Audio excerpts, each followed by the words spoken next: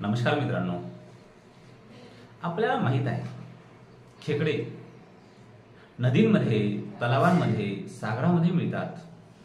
खेकडे सर्वांनाच माहित आहे, पण खेकड्याची प्रवृत्ती माहित आहे का? खेकड्याची प्रवृत्ती कशी असते ती आपण या कथेच्या माध्यमातून जाणून घेऊया। मित्रांनो, केव्हा तरी फॉरेनमध्ये एक जागतिक लेव्हलवरचं प्रदर्शन सुरू झालंय आणि त्यामध्ये ठरलं असं होतं की त्या प्रदर्शनामध्ये प्रत्येक देशाने आपल्या देशाचं एक एक वैशिष्ट्य घेऊन जावं। प्रत्येक देशाने आपल्या देशाचा स्वभाव धर्मानुसार एक एक वैशिष्ट्य त्या ठिकाणी त्या प्रदर्शनामध्ये आणलंय। भारताचेही अनेक वैशिष्ट्य आहेत, भारतीय लोकांचेही अनेक स्वभाव धर्म आहेत। इथल्या एका माणसाने भारतीय माणसाच्या स्वभाव धर्माचं एक वैशिष्ट्य तिथे तो घेऊन गेलाय। काय घेऊन गेला बघा, तो घेऊन गेलाय खेकड्यांनी भरलेलं टोपलं प्रदर्शनामध्ये ठेवले आणि प्रदर्शनामध्ये खेकड्यांनी भरले, जिवंत खेकड्यांनी भरलेलं टोपलं ठेवलंय, पण त्यावर झाकण मात्र ठेवलं नाही।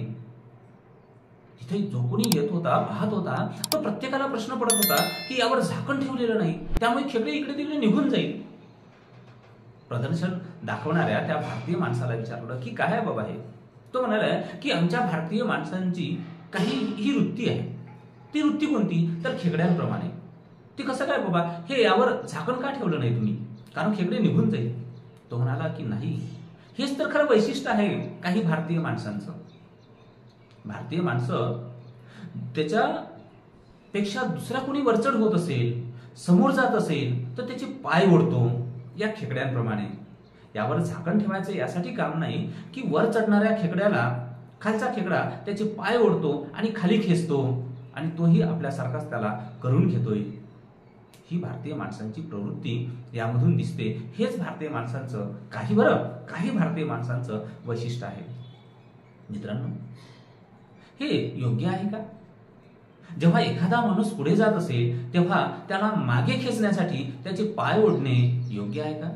यामुळे पाय ओढणारा माणूस मोठा होतो का? त्याचा विकास होतो का? बरं, ज्याचे आपण पाय ओढतो खरोखर त्याचा विकास थांबतो का?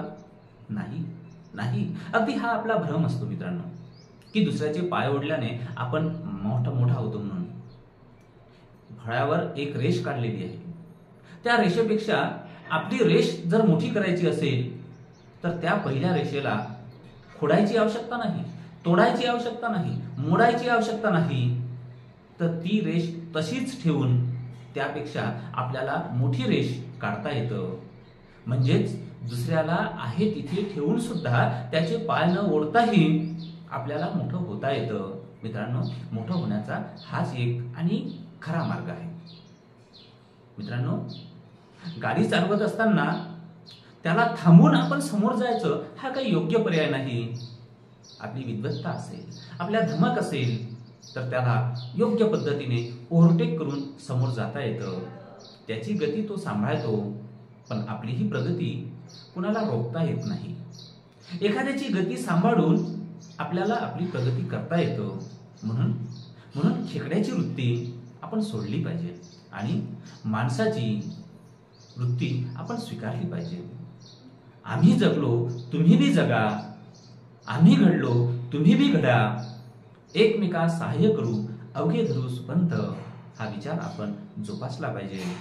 मग आपल्या मनातील खेकडा काढून टाकूया, करूया प्रयत्न। धन्यवाद।